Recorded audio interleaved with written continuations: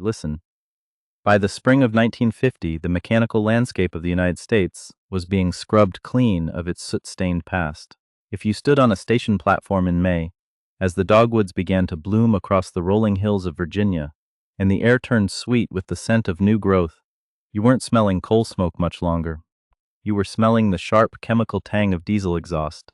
Across the continent, the giants, the Pennsylvania Railroad, the New York Central, the Santa Fe, were engaged in a frantic, almost panicked purge. Steam locomotives that had cost fortunes just a decade earlier were being shoved into lines of cold iron, waiting for the cutting torch to reduce them to scrap metal. To the investors on Wall Street and the executives in Chicago, steam was no longer a symbol of power. It was a symbol of obsolescence, a dirty relic that cost too much to feed and too much to fix. In this atmosphere of ruthless modernization, building a new steam engine wasn't just considered an engineering gamble. It was seen as a form of industrial insanity, a stubborn refusal to accept the inevitable march of progress. Yet, in the heart of Roanoke, Virginia, the air inside the East End shops didn't smell like the end of an era. It smelled like hot grease, molten steel, and the absolute certainty that the rest of the world was wrong. The Norfolk and Western Railway didn't just ignore the diesel revolution. They defied it with a level of technical arrogance that bordered on the mythic. While their competitors were placing orders for General Motors off-the-shelf EMD units, the N&W was doubling down on a homegrown philosophy. They were the holdouts, the Appalachian renegades, who looked at the sleek, standardized diesels and saw nothing but weakness. To the men in Roanoke, a diesel was a Boughton machine, a catalog item that lacked the soul and the specific grit required to conquer the Blue Ridge and Allegheny Mountains. The reason for this defiance was buried deep in the earth they traveled over. The N&W was a coal railroad to its very marrow. Every ton of freight they hauled reinforced the idea that coal was king, and to switch to diesel was to commit a form of corporate treason against their own primary customer base. But beyond the politics of coal, there was a deeper, more visceral reason for what they were about to do.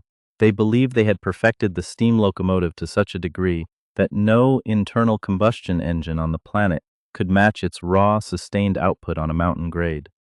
They weren't building a memorial. They were building a weapon designed to prove that the future was still made of fire and water. The birth of the machine we now know as the 611 was shrouded in a strange, defiant quiet.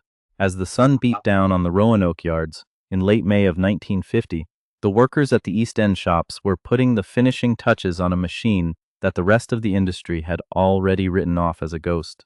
There were no grand ceremonies at first, just the rhythmic clanging of hammers and the hiss of high-pressure steam. The Class J was not just another locomotive. It was a 484 Northern type refined into a state of mechanical grace. It featured a bullet-nosed shroud that looked like it was moving at 100 miles an hour while standing perfectly still, finished in a regal Tuscan red that screamed of a prestige the railroad refused to relinquish.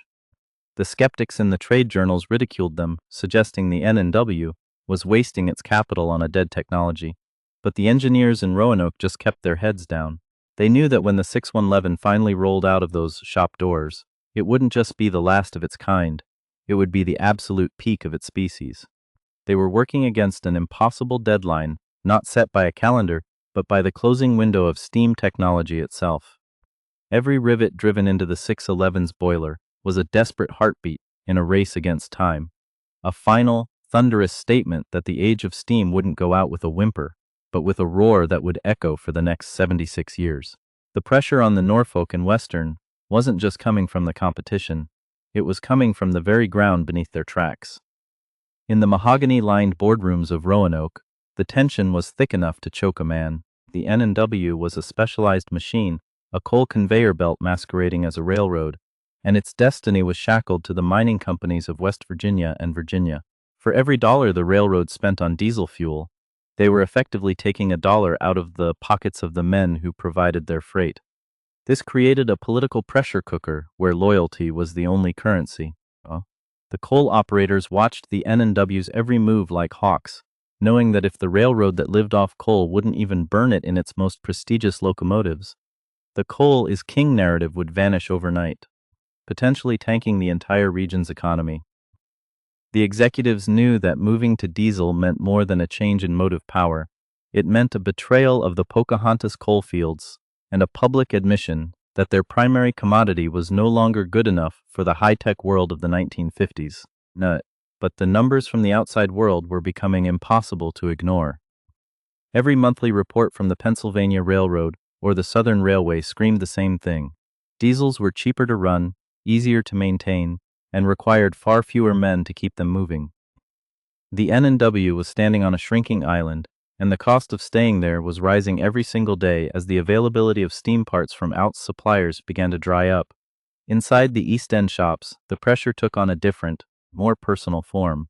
This was the era of the great shop politics, where the pride of Roanoke was pitted against the cold, industrial efficiency of LaGrange, Illinois.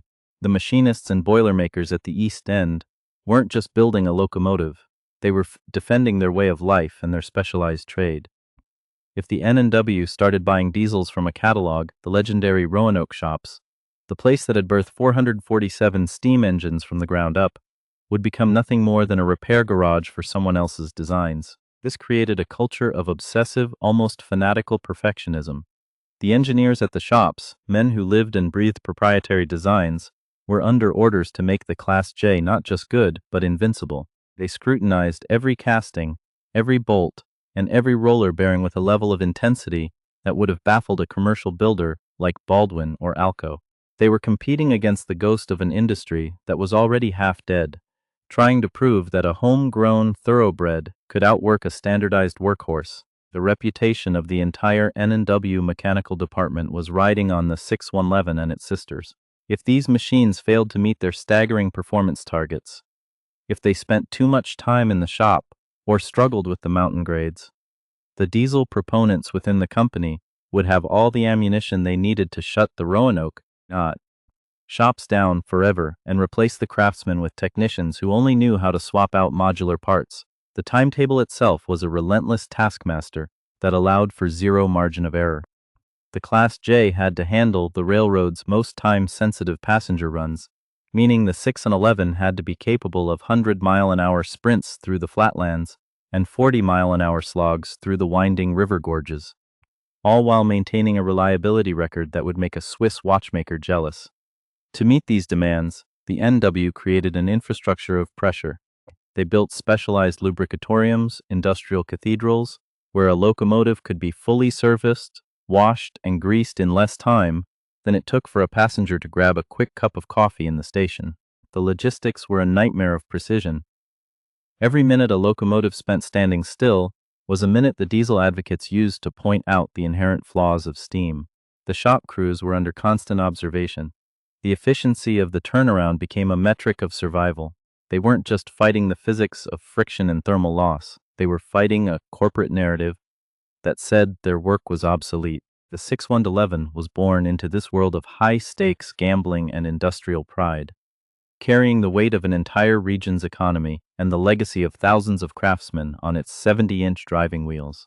Every time it pulled out of the Schaffers Crossing terminal, it wasn't just hauling a train, it was defending an empire from the inevitable, proving that a machine built with local pride could still hold the line against the encroaching tide of modernization. The raw performance of the 611 wasn't just a matter of brute force. It was a masterclass in thermal management and mechanical precision that made contemporary diesel units look like toys. At the heart of the Class J was a boiler capable of sustaining 300 pounds per square inch of pressure, feeding 4 massive cylinders that translated heat into a staggering 5,400 horsepower and 80,000 pounds of tractive effort. While other railroads favored 80-inch driving wheels for high-speed passenger service, the engineers in Roanoke made a calculated, technical compromise by selecting 70-inch drivers. On paper, smaller wheels should have limited the locomotive's top speed, but the N&W counteracted this with an engineering trick that changed everything. They utilized Timken roller bearings on every single axle, including the crank pins and the massive side rods. This was almost unheard of at the time. By eliminating the friction and the pounding inherent in traditional brass bearings, the 611 could sprint at over 100 miles per hour on the Virginia Piedmont flatlands without tearing itself apart or overheating. When the tracks tilted upward and the engine hit the brutal grades of the Blue Ridge, those smaller 70-inch drivers provided the leverage needed to keep a full passenger consist with it moving at a steady 40 miles per hour, where a standard passenger engine with larger wheels would have slipped and stalled. The technical spine of the J was its versatility.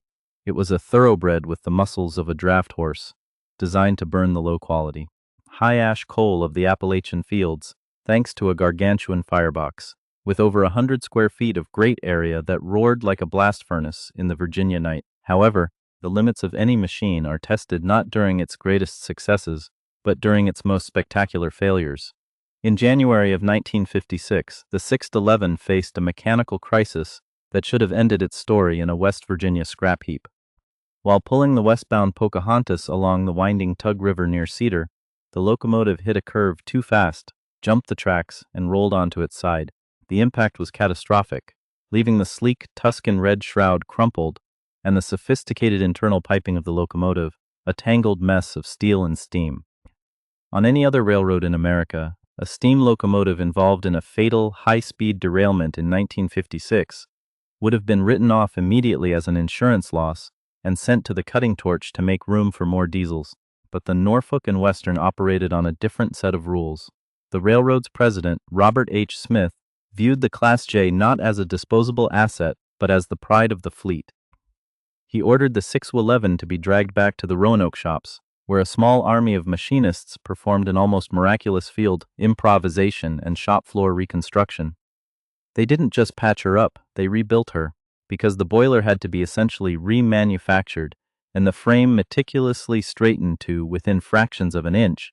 The 611 emerged from the shops 13 days later in better mechanical condition than the day she was first built. This decision to repair a obsolete machine was a technical pivot point that would baffle historians for decades, but it was born from a simple, stubborn engineering fact. The N&W knew they couldn't buy anything from a factory in Illinois that could do what the 611 could do after 13 days of Roanoke sweat. The secret to the 611's staggering reliability, logging upward of 15,000 miles a month, was found in the infrast, rupture of the lubricatorium. No other railroad had perfected the art of the quick turnaround like the N&W. When a J rolled into the Schaffers Crossing terminal, it wasn't just being fueled, it was being treated like a Formula One car in a pit stop. The lubricatorium was a specialized building where automated systems and high-pressure hoses forced grease into every moving part simultaneously. The railroad had eliminated the need for a locomotive to sit idle for days of maintenance. A Class J could come in off a 600-mile run, get scrubbed, lubed, and inspected, and be heading back out with a fresh train in under an hour. This efficiency masked the inherent high-maintenance nature of steam, making it competitive with diesel on a purely operational level. The engineers had designed a closed loop where the locomotive, the fuel, and the maintenance facilities were all parts of a single synchronized machine. They had pushed the reciprocating steam engine to its absolute thermal and mechanical limit, creating a system so efficient that it blinded them to the fact that the rest of the world had already stopped looking for a better steam engine. They had built the perfect machine for a world that was rapidly disappearing, and for a few more years the sheer technical brilliance of the 611 would keep the darkness of the diesel age at bay. The transition from Robert H. Smith to Stuart T. Saunders in 1958 wasn't just a change in leadership, it was a cold-blooded execution of a mechanical culture. In the popular mythology of American railroading, steam locomotives were retired because they were exhausted, wheezing relics that could no longer keep pace with the demands of a modern world. But the paperwork sitting in the Norfolk and Western's own archives tells a vastly different, more uncomfortable story. The Class Js weren't failing. They were being strangled in their prime by a corporate mandate that valued standardization over specialized excellence. When Saunders took the helm, he didn't look at the 611 and see the finest passenger locomotive ever built. He saw a logistical liability that didn't fit into a future of interchangeable parts and outsourced labor. He immediately signed the orders for 268 EMD GP9 diesel units, effectively signing the death warrant for the Roanoke shop's locomotive building legacy. The reversal was so sudden and so absolute that it created a mechanical vacuum. The railroad had moved so fast to dismantle its steam infrastructure that they ran out of power before the new diesels could even arrive from the factory. In one of the most embarrassing chapters in the company's history, the N&W, the railroad that prided itself on building its own world-beating machines, was forced to go hat in hand to competitors like the Atlantic Coast Line and the Richmond, Fredericksburg, and Potomac to lease used diesel units just to keep the trains moving. Witnesses on the platform at Roanoke during those final months of the 1950s saw a jarring, almost surreal sight that shattered the myth of diesel superiority. They watched as tired, borrowed diesels from foreign railroads struggled to maintain the demanding schedules that the Class JS had handled with effortless grace for over a decade. The paperwork for these leased units showed they lacked the high-speed gearing and the sheer tractive effort of the J class, often requiring 2 or 3 diesel units to do the work of a single steam locomotive. The efficiency argument which diesel salesmen had used to conquer the rest of the country seemed to fall apart when applied to the rugged grades of the Blue Ridge. Yet, the corporate momentum was unstoppable. As the 6 on 11 was being relegated to local freight work and secondary runs, a man named O. Winston Link was moving through the shadows of the Appalachian night, armed with thousands of pounds of flash equipment and a recording deck. Link wasn't just a photographer, he was a forensic documentarian of a vanishing civilization. His recordings captured the sound of the 6-111 working the grades, the sharp, rhythmic exhaust, and the haunting, multi-chime whistle that echoed through the hollows. These recordings and photographs became the definitive record, proving to the world that these machines weren't dying of old age. They were being retired in a state of mechanical perfection. Link's work stripped away the corporate spin and showed the Class J for what it truly was, a peak performance athlete being sent to the glue factory while it was still winning races. By the summer of 1959, the scrap lines at Bluefield and Portsmouth were growing long with the silhouettes of the Big Three, the Y6s, the AS, and the JS. The myth of the Oddsblaseat steamer was being written into the history books by the same people who were selling the scrap for pennies on the dollar. But the 6 on 11 had a hidden advantage that didn't appear on the standard retirement rosters. Because of the massive reconstruction it had undergone after its 1956 derailment, its boiler was technically younger and structurally sounder than any of its sisters. When the order came to send the fleet to the torch, a small group of preservationists and railroad insiders realized that the 6-111 was the only logical choice for a survivor. They weren't just saving a locomotive, they were saving a piece of evidence. They needed a machine that could prove, decades later, that the engineers in Roanoke hadn't been delusional. The record showed that the 6-11 was capable of more revenue miles per month than almost any other locomotive in the country, steam or diesel. It was a high-performance anomaly that refused to fit the dirty and slow narrative of the era. As the fires were dropped for what many thought was the final time at Schaffer's Crossing in October 1959, the 6-11 was moved into a quiet corner of the yard, a silent witness to the end of an era, waiting for a future that no one in the Saunders administration could have possibly imagined. The man who would eventually step forward to pull her out of the shadows, W. Graham Claytor Jr., understood that history isn't just written in books, it's forged in steel and maintained by those who refuse to let a superior design be forgotten simply because it became inconvenient to keep. The survival of the 6-11 wasn't an accident of fate. It was an act of high-stakes advocacy by W. Graham Claytor Jr., a man who spent his life rescuing things that the world was prepared to abandon. Claytor, who had saved hundreds of men from the shark-infested waters of the Pacific after the sinking of the USS Indianapolis, brought that same sense of principled urgency to the railroad yards of his youth in Roanoke. When he realized the Class J's were being fed into the furnaces of the scrap industry, he intervened with the weight of his reputation, securing the 6-111 because its 1956 rebuild had left it with the most mechanically sound boiler of any survivor. For 20 years, the locomotive sat in a park in Roanoke, a silent, rusting testament to a lost age, until the leadership of the railroad changed once again. This time, the call came from Graham's brother, Robert Claytor, who ascended to the presidency of the newly formed Norfolk Southern. In 1981, Robert made a decision that defied every corporate logic of the late 20th century. He leased the 6-11 back from the city and sent it to Birmingham, Alabama, to be brought back to life. When the engine emerged under steam in 1982, it didn't just return to service, it reclaimed its throne.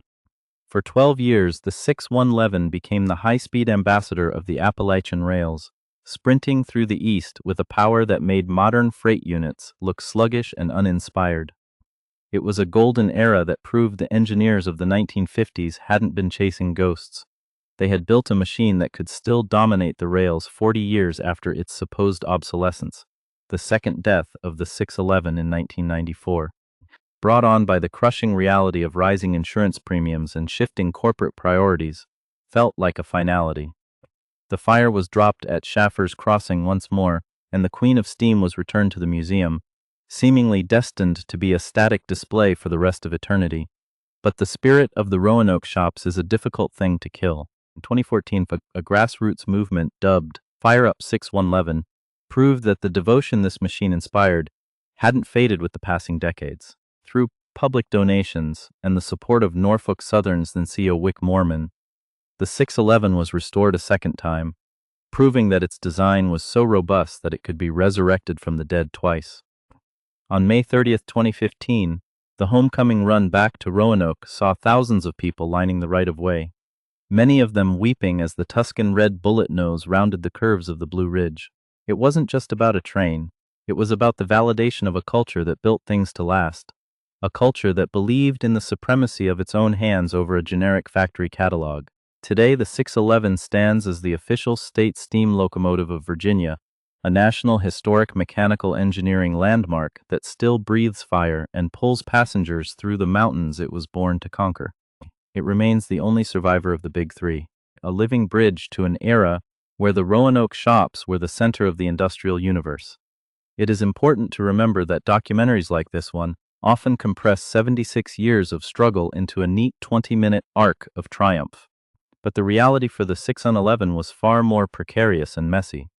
There were decades where this machine was nothing but a rusting hunk of steel in a public park, ignored by all but a few dedicated railfans.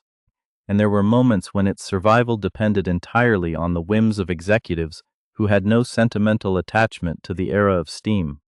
The Queen of Steam tag was earned through grit and the refusal of the people of Roanoke to let their heritage be sold for scrap value.